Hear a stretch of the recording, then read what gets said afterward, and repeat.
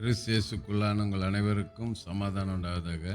இன்றைய தியானத்திற்காக எடுத்துக்கொள்ளப்பட்ட வேத வசனம் ஆதியாகமம் 6:6. தாம் பூமியிலே மனுஷனை உண்டாக்கினதற்காக கர்த்தர் மனஸ்தாப்பட்டார், அது அவர் இருதயத்துக்கு விசனமாக இருந்தது. ஆமேன்.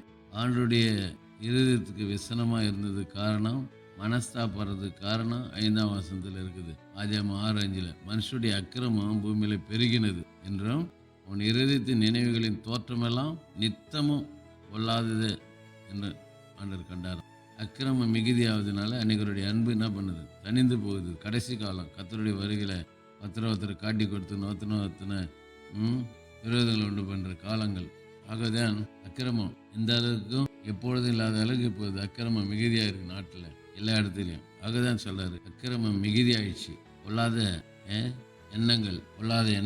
அதனால்தான் மனுஷனை உண்டாக்கினதற்காக நான் மனஸ்தாப்படுகிறேன் என்றார். இங்கே 1 சாமுவேலில் கூட வாசிக்கிறோம், சவுலை ராஜாவாக்கினதற்காக மனஸ்தாப்படுகிறேன்னு சொல்லார். காரணம், அவன் கீழ்ப்படியாமல் போயிட்டார்.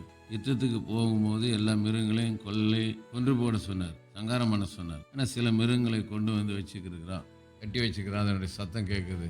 சாமுவேல் தீர்க்கதரிசி கேட்குற, என்ன மிருக ஆடு மாடுகள் சத்தம்னு, பலி செலுத்துறதுக்குன்னு சொல்கிறான். அப்போதான் சாமுவேல் சொல்லுவார், பலியை பார்க்கலாம் கீழ்ப்படுதலும் ஆட்டுக்கடாக்களின் இனத்தை பார்க்கலாம் செவி கொடுத்துல உத்தமன் சொன்னார். சொல்லிட்டு தான் ஆண்டவர் சொல்கிறாரு, சவுலை ராஜாவாக்குறதுக்காக நான் மனஸ்தாப்படுகிறேன். கீழ்ப்படியாமல் போயிடுறார், ஆண்டவருக்கு மனஸ்தாபத்தை உண்டாகிறார். ஆக இந்த 2 வசனத்திலிருந்து நாம் கற்றுக்கொள்கிற ஆவிக்குரிய சத்தியம், நாம் கர்த்தருக்கு விரோதமாக எழும்பக்கூடாது.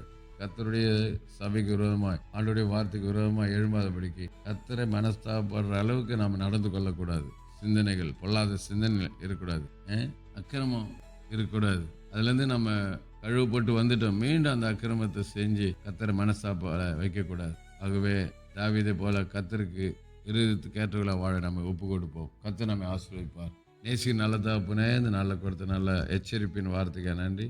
மனுஷனை உண்டாக்கினதற்காக, சவுலை ராஜாவாக்கினதுக்காக மனஸ்தாப்பட்டேன்னு சொல்றீங்களப்பா. காரணம் கீழ்ப்படியாமை, அக்கிரமம், பொல்லாத சிந்தனைகள் சொல்லி பார்த்தோம். அப்படிப்பட்ட காரியங்கள் எங்கள் வாழ்க்கையில் வராதபடிக்கு உமக்கு பிரியமான பிள்ளைகளாக வாழ கிருபை செய்யும், ஆசீர்வாதம் பலப்படுத்தும். இயேசு நாமத்தில் ஜெபிக்கிறோம் நல்ல பிதாவே, ஆமேன்.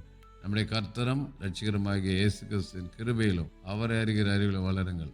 அவருக்கு இப்பொழுதும் என்னென்னைக்கு மகிமை உண்டாவதாக. நம்முடைய கர்த்தராக இயேசு கிறிஸ்துவின் கிருபை உங்கள் அனைவரோடு கூட இருப்பதாக. ஆமேன், ஆமேன், ஆமேன்.